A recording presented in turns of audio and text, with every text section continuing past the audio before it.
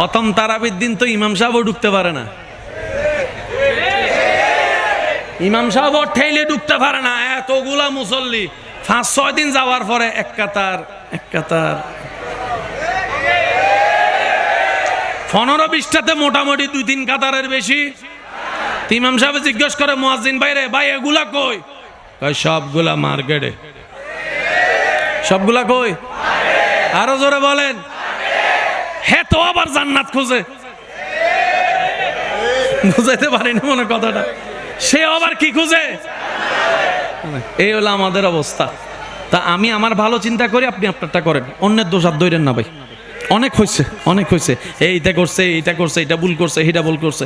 ভুল করলে যেমনে বলেন, ভালো করলে তো এমনি বলতে শুনি নাই। তাই তো ইসলাম বলেছে অন্যের দোষ না খুঁজে নিজের দোষের জন্য রবের কাছে তওবা করো। সমাজ পাল্টাবে কি পাল্টাবেন আপনারাই বলেন। আমাদের এখানে কিছু আছে, কারোর জন্য একটা মেয়ে দেখতেছে, ছেলে দেখতেছে, খবর নিতে আসছে, গোপনে খবর যারা নেয় আর কি, চার দোকানে বসছে, বৈশা যখন শুরু করছে, ভাইয়া অমুকের মেয়েটা কেমন, অমুকের ছেলেটা কেমন, ডাইরেক্ট 14 গোষ্ঠীর বায়োডাটা সব বলে দিছে। বলেন না, ফিন লাগাইছে না? ফিন জোরে বলেন না, ফিন লাগাইছে না? আর মাইয়া খুঁজে পাস নাই, আর ছেলে খুঁজে পাস নাই।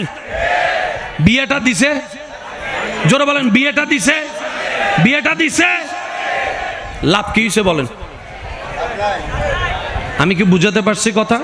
এবার আমি আলোচনার শেষের দিকে একটু মনোযোগ দিবেন। আমাকে মানুষ হতে হবে।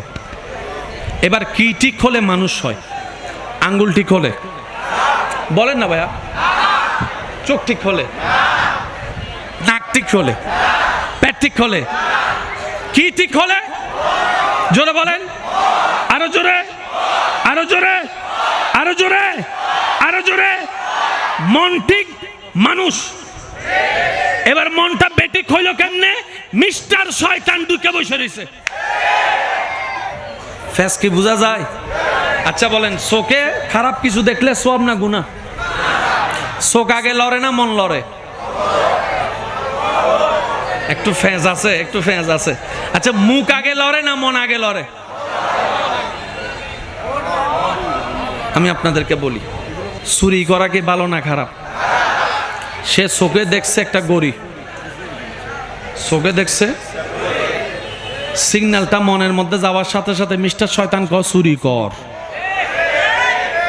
এবার চোখের ফাইলটা মনে যাওয়ার পরে মনে ফাইলটাকে তো প্ল্যানিং করতে পারে না, ব্রেন লাগে। মনে কি করছে? ব্রেনের কাছে প্ল্যানিংটা পাঠাই দিছে, কয় তুই একটা প্ল্যানিং কর। এবার ব্রেনে প্ল্যানিং করছে, ঠিক 10টা 10 মিনিটে আমি খাইয়ালাম। এখন বাজে 10:45, 10টা 10-এ টার্গেট।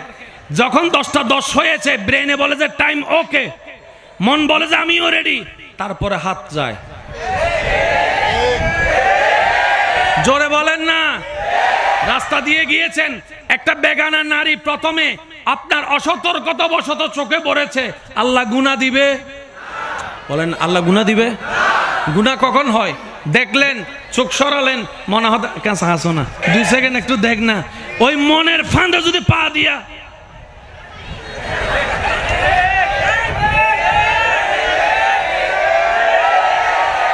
এবার বুঝেছেন কেন বলেছিলাম মনের ঘরে আল্লাহকে বসাইতে, নবীকে বসাইতে? আপনি যখন আল্লাহর ভয় আর নবীর প্রেম ঢুকাই দিবেন, মিস্টার শয়তান আর থাকতে পারবে না। কারণ শয়তান হচ্ছে জুলমত, সে নূর সহ্য করতে পারে না, আলো সহ্য করতে পারে না।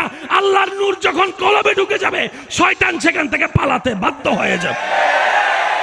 এবার মন যখন কন্ট্রোল, চোখ কন্ট্রোল, মন কন্ট্রোল, মুখ কন্ট্রোল, মন কন্ট্রোল, হাত কন্ট্রোল, মন কন্ট্রোল, পা কন্ট্রোল, মন কন্ট্রোল, ব্রেন কন্ট্রোল, মন কন্ট্রোল, শরীর কন্ট্রোল। এই মন শরীরওয়ালা মানুষ সমাজের জন্য আর আযাব হবে না, নেয়ামত হয়ে যাবে। আল্লাহ আমাদেরকে নেককার বান্দা বনে ইজ্জতের জীবন নিয়ে ঈমানের সাথে হাসি মুখে কবরে যাওয়ার তৌফিক দান করুন। বেইজ্জতের জীবন আমাদের দরকার। আমি প্রায় সময় একটা কথা বলি ভাই, ভালো লাগলে মেনে নেবেন, সম্মানে শাক দিয়ে ভাত খাইতে রাজি। সম্মানে শাক দিয়ে ভাত, অপমান করে পোলাও রোজ বিরিয়ানি, দোয়াও চাই। এ তো মাশাআল্লাহ বলেন, দোয়াও চাই। তোর ফোলাও রোজ আমার দরকার নাই। ভালোবাসা যদি এতটুক বল ভাই তোর জন্য আমি ফোলাও রোজ করতে চাইছি, আমার তৌফিক নাই, শাক ফাটছি ভাই, মনে কষ্ট নিস না, মনটাও ভরে যাবে, ফ্যাটটাও ভরে যাবে।